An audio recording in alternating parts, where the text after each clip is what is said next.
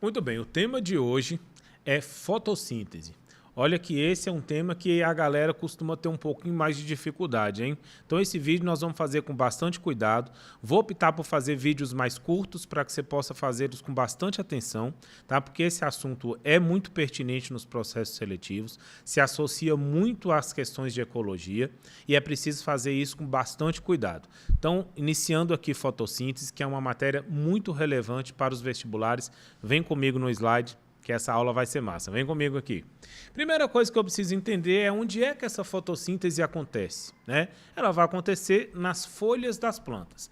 Claro que há exceções, porque há plantas que são adaptadas. Você vai pegar as cactáceas lá da caatinga, por exemplo, né? Ela perde as folhas por adaptação, para evitar a perda excessiva de água, e assim os caules passam a ser fotossintetizantes. Mas pegando como via de regra, a fotossíntese vai acontecer nas folhas das plantas.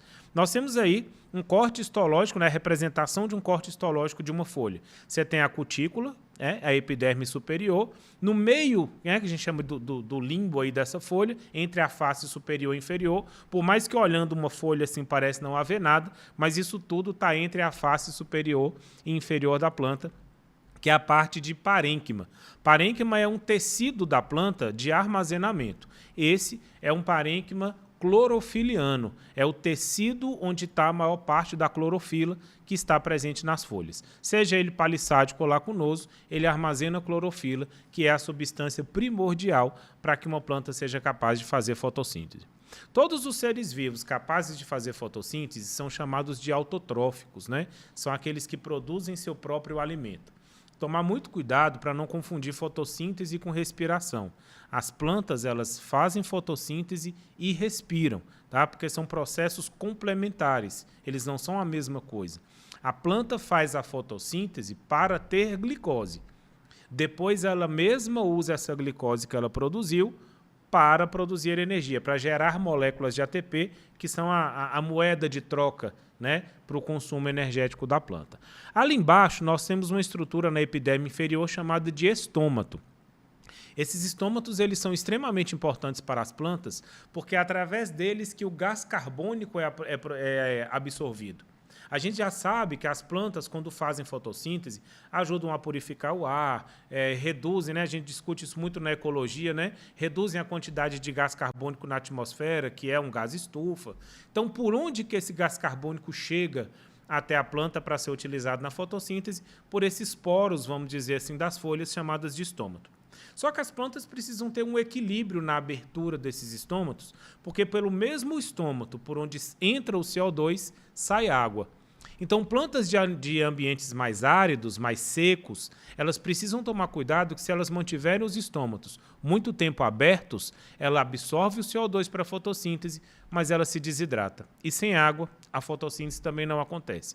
Então, as plantas têm um mecanismo de abertura e fechamento de estômato para fazer esse controle, mas a gente vai falar disso lá na fisiologia vegetal. Vem comigo aqui. Essa é a estrutura de uma planta, de uma célula vegetal, né? Nós temos ali os cloroplastos, a presença também das mitocôndrias, a parede celular, né? O núcleo, enfim, uma célula vegetal completa. O destaque aí fica para os cloroplastos. Cloroplasto é um tipo de organela chamada de plasto. Plasto é a organela de armazenamento. A depender do que ela armazena, ela tem um nome. Que armazena, tem leucoplasto, nós temos cromoplasto, nós temos cloroplasto. Lembrando que ela é uma organela de armazenamento. Cloroplasto, porque armazena clorofila. Aqui a gente tem um aprofundamento nessa estrutura física que leva à realização da fotossíntese. Então, você tem a folha, né? Num corte da folha, você chega à célula dessa folha. Dentro da célula está a organela, que é o cloroplasto. Dentro dessa organela há estruturas específicas chamadas de tilacoide, são essas pastilhazinhas que você vê aí. Cada pastilha dessa é chamada de tilacoide e essa pilha, esse acúmulo de tilacoides, nós chamamos de grano. E dentro do tilacoide, na membrana do tilacoide, né, nós temos um negócio chamado de complexo antena. É onde está efetivamente a clorofila responsável por captar a energia luminosa, porque essa é a função dela na realização da fotossíntese. Como é que é a fotossíntese? Resumidamente, a planta vai absorver energia luminosa, converter essa energia luminosa em energia química, e essa energia química vai ficar armazenada em moléculas de ATP, que é o trifosfato de adenosina. Depois esse ATP é quebrado e essa mesma energia é utilizada para juntar carbono, hidrogênio e oxigênio, que vai formar a glicose. Esse é o objetivo final da fotossíntese, produzir glicose. Mas para isso precisa ter energia para juntar essas moléculas e essa energia vem, primeiro, da energia luminosa, né? Não necessariamente do sol, porque a gente pode fazer fotossíntese com luz artificial, desde que ela tenha os comprimentos de onda ideais aí. Então aqui é um esquema que mostra de maneira simplificada como que é esse processo de fotossíntese. E aí tem uma molécula que é imprescindível a gente compreender, o ATP, chamado de trifosfato de adenosina. Trifosfato, 3 átomos de fósforo ligados uns aos outros. Só que antes de haver o ATP, você está acompanhando no slide, existe o ADP, que é o difosfato de adenosina. Bom, se eu tenho um difosfato e junto com mais um fósforo, eu formo um trifosfato. Observe que a seta de cima sai de fase química e vai para a fase fotoquímica. A seta de baixo faz o mesmo processo, mas com outra molécula, o NAD. Aqui nós vamos ter muitas siglas, tá? NAD, ADP, ATP, CO2 e assim por diante. Ficar muito atento a que cada sigla dessa representa. Bom, o ATP é a nossa moeda de troca. O ATP é aquela energia que eu vou gastar. Eu costumo dar o seguinte exemplo para os meus alunos. Imagina que você vai precisar de dinheiro. Você vai fazer compras. Preciso de dinheiro. Vem comigo. Você pode ter um dinheiro no banco ou você pode ter um dinheiro na carteira. O dinheiro no banco é a glicose. É a energia que está lá na glicose. Só que imagina se toda vez que você precisar fazer uma compra, você precisasse ir ao banco. Imagina que não existisse Pix, cartão, nada disso. Você tem que ir lá no banco e sacar só o tanto que você vai gastar. Estou andando na rua, senti sede, preciso comprar uma água. Tenho que ir lá ao banco, sacar R$2, vir comprar a água. Andei mais um pouco, decidi lanchar, ficou R$6. Eu vou ao banco, saco 6. Isso não funciona. A vida nossa seria um absurdo. Então, para facilitar, o que a gente pode fazer? Ir ao banco, sacar uma determinada quantia, colocar esse dinheiro na carteira e ir gastando. O dinheiro no banco é a energia que está na glicose. O dinheiro na minha carteira que eu vou gastar é a energia que está no ATP. É o mesmo dinheiro, o que está no banco e o que está na carteira. É a mesma energia, a que está na glicose e a que está no ATP. São só formas mais fáceis de guardar o dinheiro, são formas mais fáceis de gastar o dinheiro. Formas mais fáceis de armazenar energia, formas mais fáceis de gastar energia. E eu gasto a energia na molécula de ATP. Fica essa dica, vem comigo aqui no slide.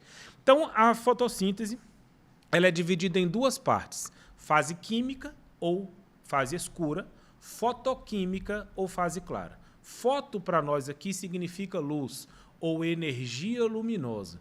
A fase clara ou fotoquímica é aquela que precisa diretamente da energia luminosa. Tá? Então, ela só vai acontecer enquanto essa energia luminosa estiver disponível. Já a fase escura, ou fase química, é aquela que ocorre independente dessa energia luminosa, porque ela vai usar energia na forma de ATP. Então, a fotossíntese ela é dividida nessas 2 partes, mas é preciso primeiro ocorrer a fase clara, ou fotoquímica, para depois ocorrer a fase escura, ou fase química. É assim que funciona esse processo todo. Aqui a gente vai entender o consumo de ATP e a produção de ATP, porque isso é um processo cíclico. A célula vai gastar energia, quebra o ATP, pega os 3 átomos de fósforo, separa um. Então, um ATP vira um ADP. Vem comigo aqui. Eu tenho 3 átomos de fósforo na molécula de ATP. Se eu separo um fósforo desse e quebro essa ligação, então eu vou ficar com um ADP mais o fósforo livre. A energia que estava nessa ligação foi liberada. Então, quando eu quebro um ATP em ADP mais fósforo, eu estou consumindo a energia. Quando eu quiser armazenar a energia, eu ligo esse terceiro fosfato no ADP e formo de novo o ATP. E a energia fica armazenada entre essas moléculas. É o que a gente vai ver aqui no slide, dá uma olhada. A gente tem aqui o ATP sendo quebrado, o fósforo está sendo liberado e com isso é liberado junto energia. Depois, se eu quiser juntar novamente esse fósforo ao ADP, eu formo uma molécula de ATP. Então, atenção, quando eu quebro um ATP em ADP mais fósforo, eu estou gastando energia, liberando energia. Quando eu junto um fósforo no ADP e formo moléculas de ATP, eu estou armazenando energia na molécula. Bom, nosso próximo assunto vai ser entender melhor cada fase dessa. Mas isso fica para o próximo vídeo. Não deixe de me acompanhar. Já já eu continuo.